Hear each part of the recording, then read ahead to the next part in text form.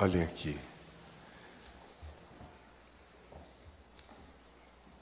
Eu vim hoje para cá com a vontade de pregar numa outra coisa, mas quando eu passei ali pela porta e olhei para vocês aqui, meu coração foi numa outra direção. Eu me perguntei, quantos hoje aqui estarão com medo e sofrendo as síndromes do medo? Vamos ajeitar esse som. Quantos?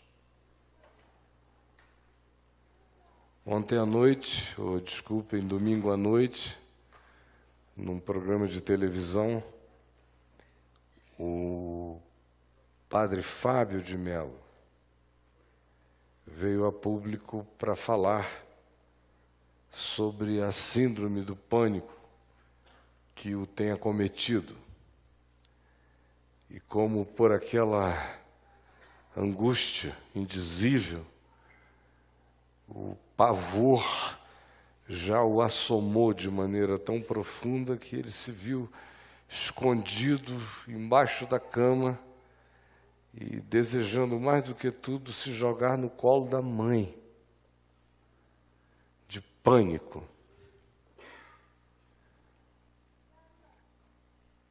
De onde vem esse pânico? O psiquiatra consultado no programa reduziu a crise humana toda, no caso dele, a uma deficiência congênita. Meu Deus, eu conheço e acompanho pessoas com pânico há muitos anos. Desde o tempo que pânico tinha outro nome, que a síndrome não era chamada assim como síndrome do pânico. Pânico desde antes de que pânico tivesse esse nome. Quando ele era ainda indefinível. Se fosse no meio cristão, toda síndrome de pânico era tratada como opressão demoníaca. Instantaneamente, olha, ele está oprimido. Vai lá, pastor, fazer uma oração porque ele está oprimido. Aí você perguntava, mas o que é que ele está sentindo? Ele não sabe explicar, é coisa do diabo mesmo. Se vem aquilo, vai aí, ele perde o ar, vai. Aí o coração acelera, ele começa a suar frio, vai batendo aquela paura miserável, desesperador, o chão desaparece. Um desespero indizível, é coisa maligna, pastor. Logo agora que ele está tão consagrado, vai acontecer isso nele. Deve ser alguma brecha que ele deu para Satanás, que está oprimindo ele. Eu passei a vida vendo situações que não eram opressão espiritual existe, mas 90 e tantos % dos casos não eram espirituais. E eu comecei a aprender logo que não eram, porque quanto mais eu orava por essas opressões, pior o cara ficava. Eu, graças a Deus, não nasci exatamente burro. Então, depois de uns 2 anos orando pelos oprimidos e vendo eles piorarem, eu fui vendo, bom, não é opressão. Porque demônio sai de bate-pronto. Tem algo muito mais arraigado aqui, eu não vou mais orar. E me chamavam, pastor, faz uma oração por ele. Eu vou lá. Chegava lá, fechava a porta para o crente da casa não atrapalhar, não é?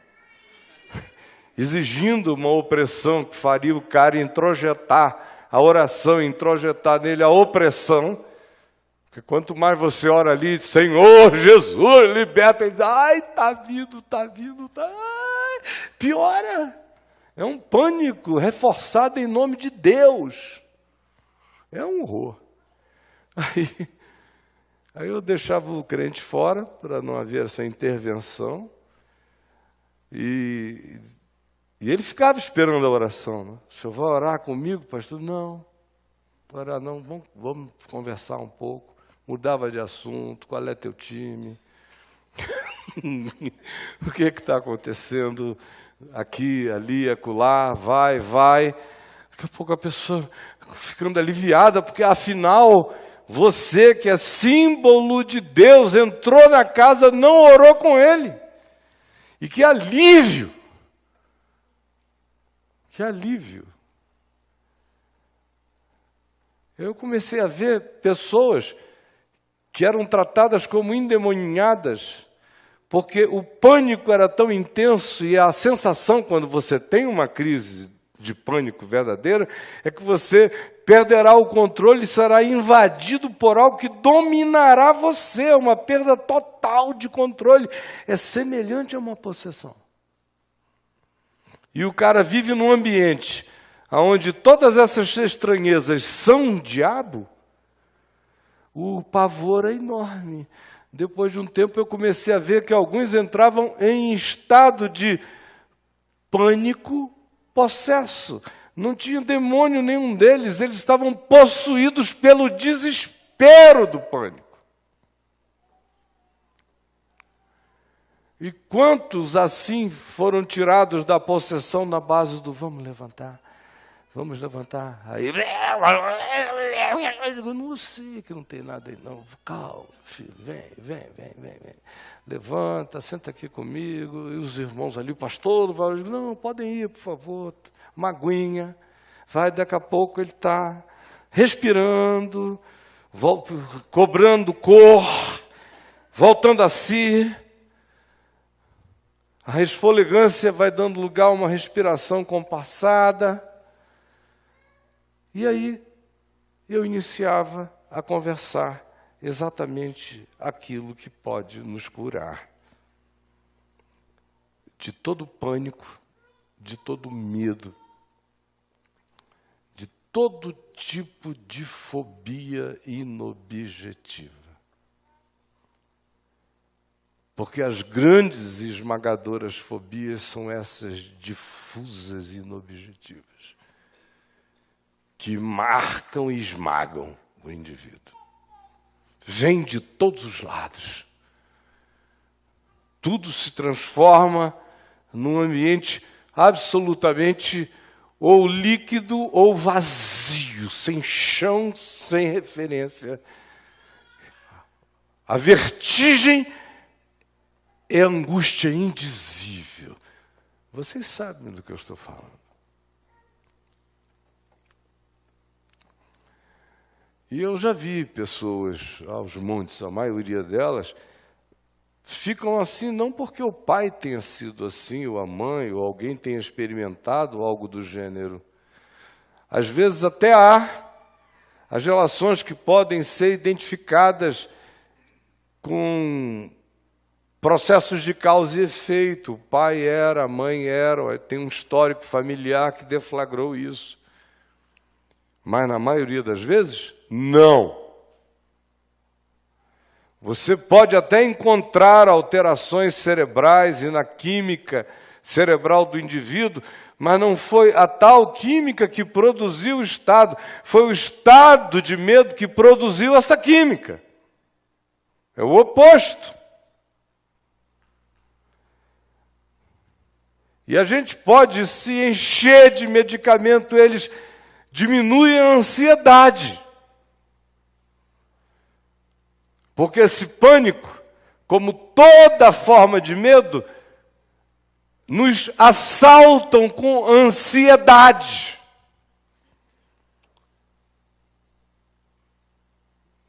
Horrível é a ansiedade. Tem muita gente aqui que está entendendo perfeitamente o que eu estou dizendo, porque já viveu isso na carne, na alma, na mente. Ou está vivendo com pessoas que estão experimentando exatamente isto. Agora olha aqui para mim. O texto extraordinário sobre isto está na primeira epístola de João, no capítulo 4, do verso 17 em diante, que diz: nisto é em nós aperfeiçoado o amor, para que no dia da crise, no dia do juízo, mantenhamos confiança. Pois segundo Ele é, também nós somos desse mundo. Ele é o nosso Pai e nós carregamos a confiança desta relação, enquanto vivemos neste mundo. No amor, na certeza desse vínculo, baseados na garantia de sermos amados, neste apropriar-se em fé, não existe medo. Uma vez que a certeza do amor de Deus por mim se estabelece no meu coração, que a singularidade dessa inquebrável relação é plantada em mim, e essa convicção põe suas raízes em mim, e se ancora em mim, tanto mais quanto assim seja, menos espaço para qualquer forma de medo existirá dentro de mim. Quanto menos espaço para medo em mim, mais saúde mental, mais observação real da realidade, mais equilíbrio espiritual, mais apropriação do benefício que decorre da consciência desse amor, que vai sendo apropriado crescentemente por nós pela fé, tomando posse do que seja verdade desse amor,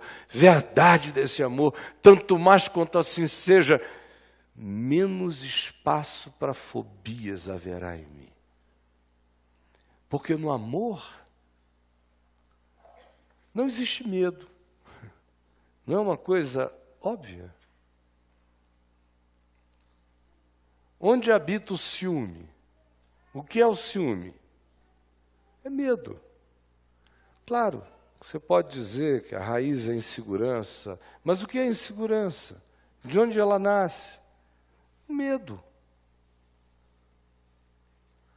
O medo está por trás de tudo que dissolve o nosso ser, que desmancha a pedra de esquina da confiança da nossa existência. Medo. Mas onde há amor, não há ciúme, porque não há medo. Não há insegurança, porque não há medo.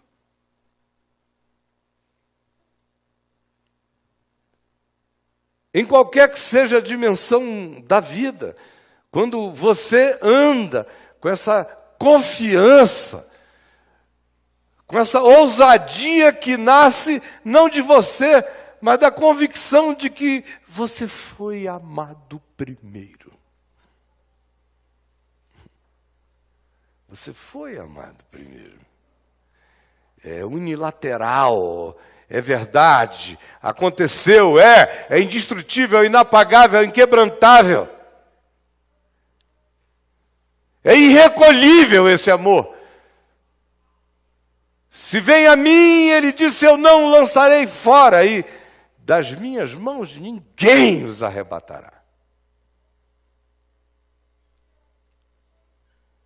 Aí você diz, mas o problema é conseguir confiar nisso. Eu já acho que o problema é conseguir viver sem confiar nisso. Eu não sei como você consegue. Para mim seria insuportável. Porque vivendo assim, esses 62 anos de vida, eu tenho atravessado tudo até aqui, atravessarei tudo que me vier, e em nome desse que me ama, atravessarei nessa confiança. Confiança. Não existe medo no amor. Eu contei há pouco tempo atrás, há 2 meses e meio, 3 meses, aqui neste nosso auditório, e quando aqueles 2 oficiais da Polícia Federal chegaram lá em casa, agora no dia 24 de maio, mais ou menos isso, com aquele mandado de prisão, eu li aquilo ali, olhei, vi que eles estavam emocionados de me entregarem aquilo, me pedindo perdão, desculpas por fazerem isso. Mas o mandado era o mandado, a consequência era a consequência. Eles podiam ir me beijando até lá, mas a consequência era factual.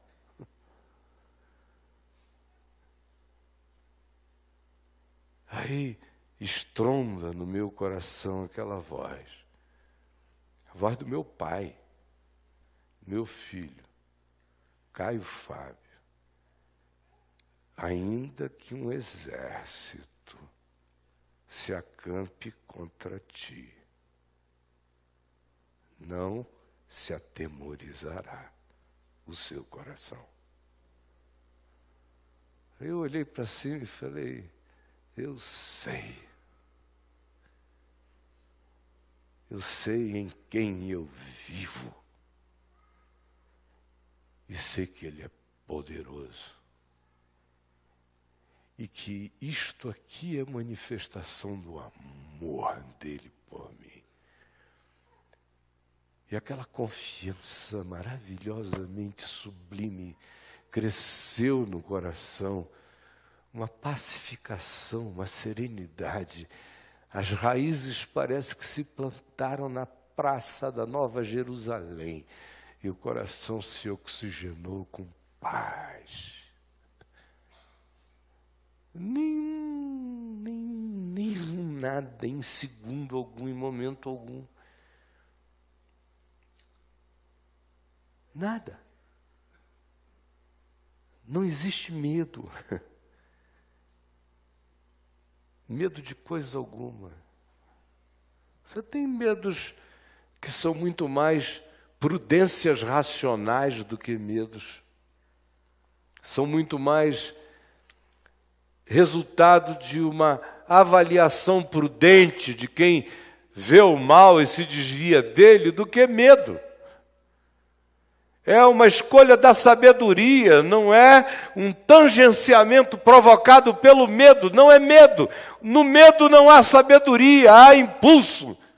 É no não medo que existe a escolha lúcida. Lúcida. Sem tormento, sem pânico nenhum. Aí você tem um diagnóstico de câncer. Você pode ficar morrendo de medo. Ou não.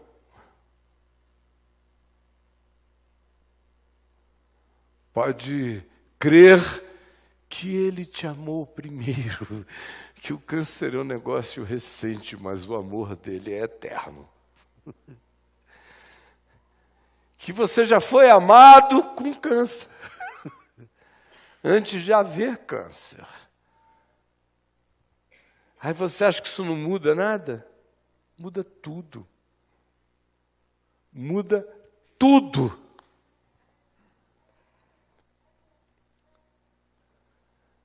Uma coisa é ser assaltado com medo, outra coisa é ser assaltado sem medo. Muda tudo. Uma coisa é passar pelo vale da sombra e da morte apavorado, outra coisa é passar pelo vale da sombra da morte dizendo, não temerei mal nenhum, porque tu estás comigo.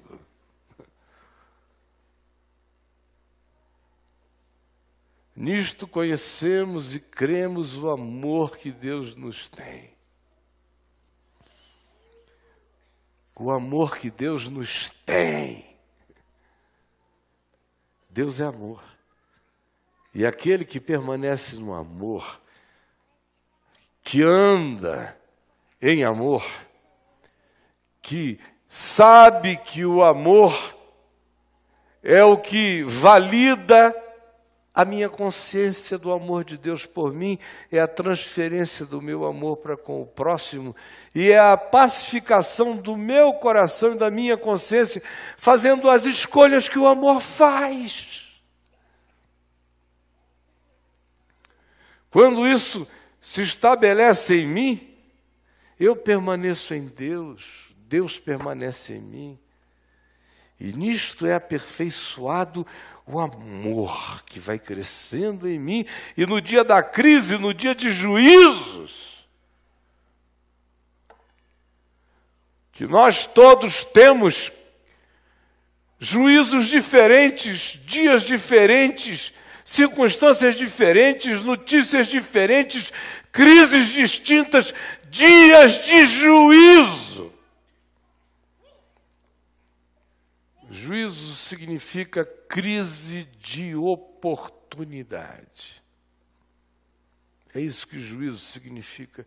No dia da crise de oportunidade, aonde nós nos conhecemos, o juízo é a chance que eu tenho de me entender em relação ao que eu digo crer, não crer, a quem eu penso ser e não ser. O juízo me debulha, o juízo me joira, o juízo sacode o trigo e o que é verdade fica, e o que não é verdade aparece. O juízo é bom, o juízo é inevitável, o juízo é salvação. O juízo é purificação para mim, para que no dia da inevitabilidade do encontro com a verdade, com o fogo da existência, que demonstra o que é precioso e o que é vil na nossa existência, para que neste dia mantenhamos confiança.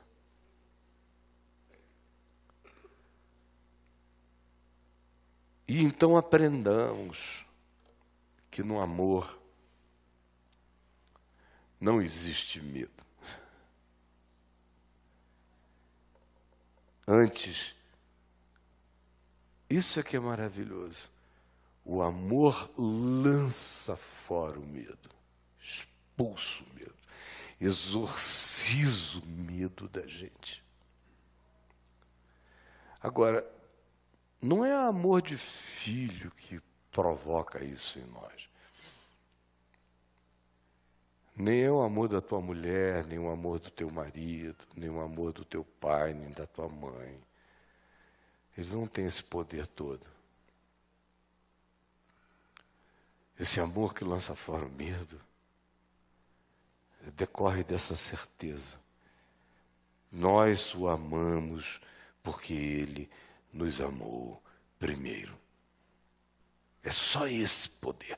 É esse amor que vence o medo e que expulsa o medo, que me protege do pânico, ou que expulsa o pânico de mim. É esse amor.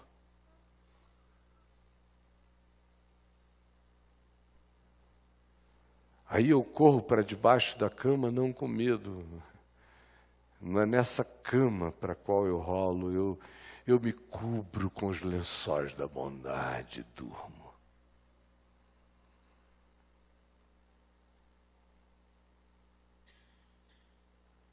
Se você quiser se preparar para viver os dias de hoje e os próximos dias, preste atenção no que eu acabei de dizer até aqui. Porque não existe nada mais poderoso com que se possa enfrentar todos os choques que virão e que já estão presentes, senão esse. Do contrário, É aquilo que o Apocalipse diz, o pânico é tão grande que as pessoas entram nas cavernas e pedem para que os montes as cubram. É pânico puro. Como Jesus disse, os homens desmaiarão de terror pela expectativa das coisas que sobrevirão ao mundo. Já começou e vai crescer, vai aumentar cada vez mais.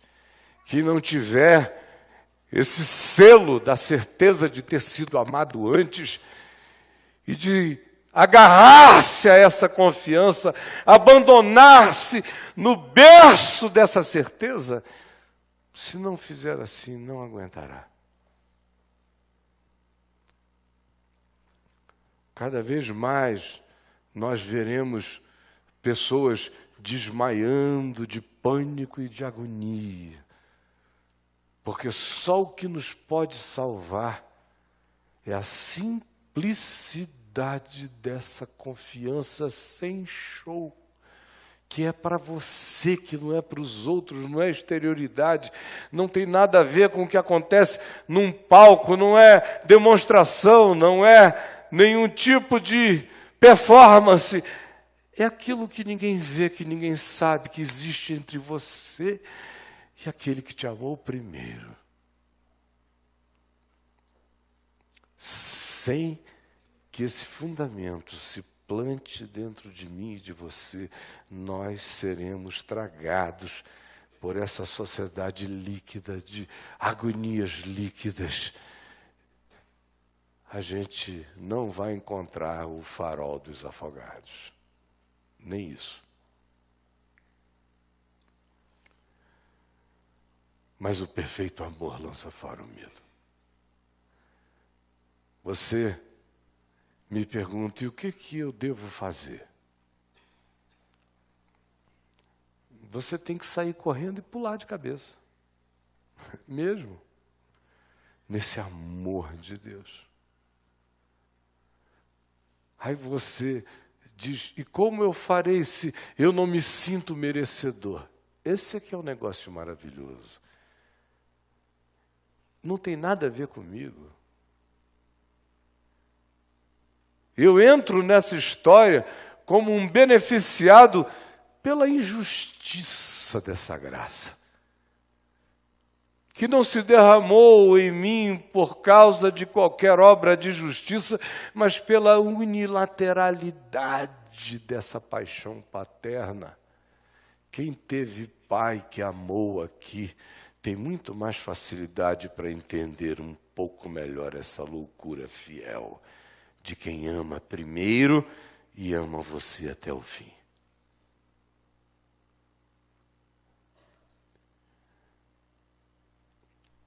Mas mesmo que o teu pai e a tua mãe te desamparem, o Senhor diz, eu te acolherei, eu te tenho gravado nas palmas das minhas mãos, confia.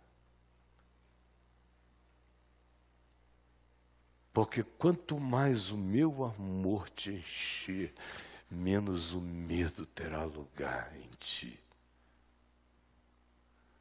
E a gente tem muitos medos. Por exemplo, tem gente aqui com medo do que os filhos possam fazer com você na sua velhice. Eles vão cuidar de mim? Eles vão me dar um golpe?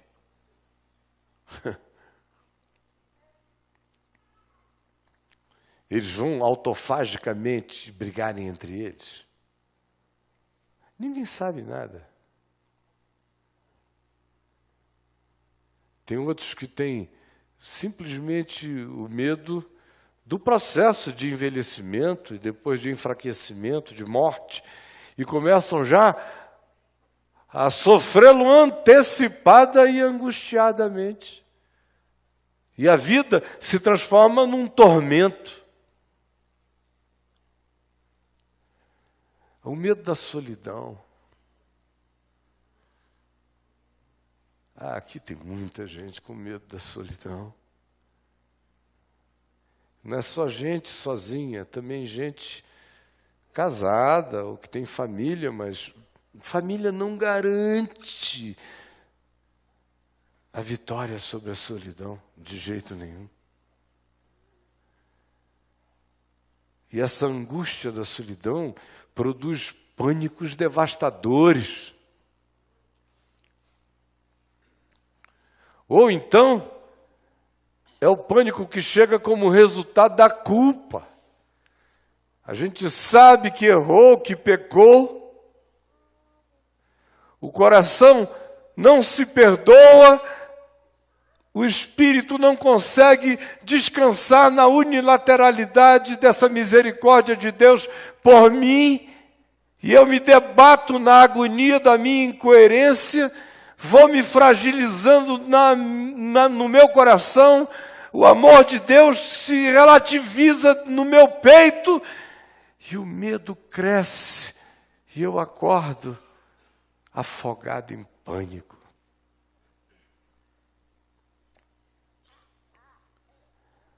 Oh, meu querido, minha querida. Eu não posso fazer além do que eu estou fazendo, com a simplicidade com a qual estou dizendo. O resto tem a ver com você. A minha oração é que essa palavra que eu estou dizendo esteja suscitando confiança no seu coração. Vontade de crer.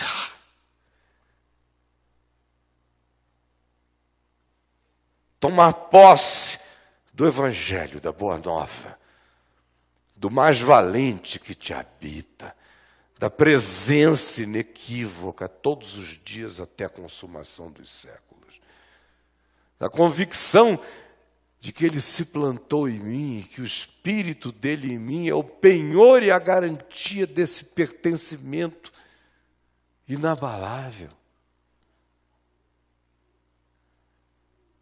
Tanto mais quanto a promessa se transforme em garantia confiante no meu coração, mais poderoso é o efeito do amor como caminho de libertação e de ousadia e de intrepidez.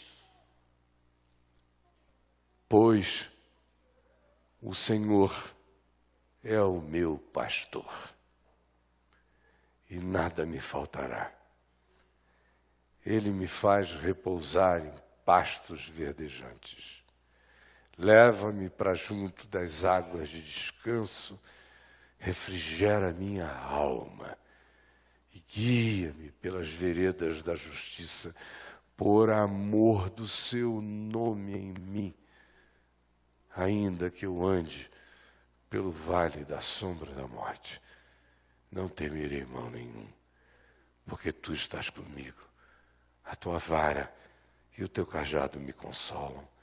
Preparas-me uma mesa perante mim, na presença dos meus adversários e inimigos e das contingências adversas.